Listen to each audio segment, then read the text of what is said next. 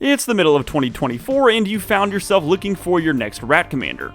Well, thanks to Bloomborough dropping just around the corner, I've got one for you. It is Wick the Whorled Mind. You can cast him for 3 and a black, you get a 2/4 rat warlock. Whenever he or another rat you control enters the battlefield, you get a 1/1 black snail creature token if you don't control a snail, otherwise we can put a 1/1 counter on a snail we control. Also, we can pay Grixis and sacrifice a snail, and Wick will deal damage equal to the sacrificed creature's power to each opponent, and then we can draw cards equal to that sacrificed creature's power.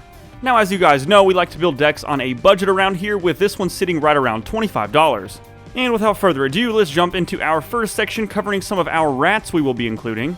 We do have a good number of rats that will make our opponents discard, like Sanity Gnars, Nezumi Bone Reader, Ravenous Rats, Drainpipe Vermin, Refurbished Familiar, Nezumi Informant, Burglar Rat, and Stronghold Rats. We do have a few other legendary rats, like Lord Skitter's Sewer King. Whenever another rat enters the battlefield under our control, we can exile up to 1 target card from an opponent's library, and at the beginning of our turn, we can create a 1/1 black rat creature token. Whenever Nashi, Moonsage's Scion, deals combat damage to a player, we exile the top card of each player's library, and then until the end of our turn, we can play one of those spells by paying life instead of its mana cost.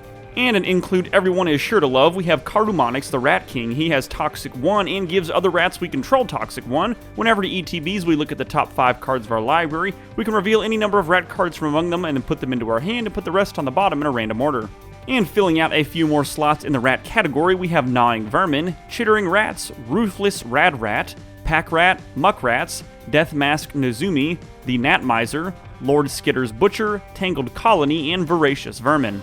We do have a few ways to clear the board, like Crippling Fear. We choose a creature type, and creatures that are not of the chosen type get -3/-3 until end of turn. Evacuation can return all creatures to their owner's hands, and with Devastation Tide, we can return all non-land permanents to their owner's hands. I've also found myself running a bit more targeted removal for some interaction as of late, so we have Go for the Throat, Power Word Kill, Bedevil, Doomblade, Lethal Scheme, Abrade, and Shoot the Sheriff. For some mana rocks, I decided to keep things pretty simple, so we have Arcane Signet, Commander Sphere, and then the Charcoal, Fire, and Sky Diamonds. Now let's talk about my favorite thing to do in Magic the Gathering, which is drawing cards. We have Warlord's Fury, which will give creatures we control first strike until end of turn, and we can draw a card. And Crash Through will give all of our creatures trample and draws a card as well. Read the Bones will let us scry 2, draw 2, and lose 2 life. And with Village Rites, Nasty End, and Corrupted Conviction, we can sacrifice a creature, and they will each draw us 2 cards. We also have Divination, which will draw us 2 cards, and Opt will let us scry 1 and draw 1. For a potential big burst of card draw, we have Distant Melody. We choose a creature type, then draw a card for each permanent we control of that type. And for a fun combat trick, we have Open into Wonder. We make it so X target creatures can't be blocked this turn, and until end of turn, those creatures gain. Whenever they deal combat damage to a player, we can draw a card. Now, as the game goes on, it's likely some of your creatures will die, so we have a few ways to bring them back with Unearth, Call of the Death Dweller, Raise the Draugr, Blood for Bones, Return from Extinction, Death Denied, and Back for Seconds. Now let's look at a few cards that will help us swarm the board with our rat tokens.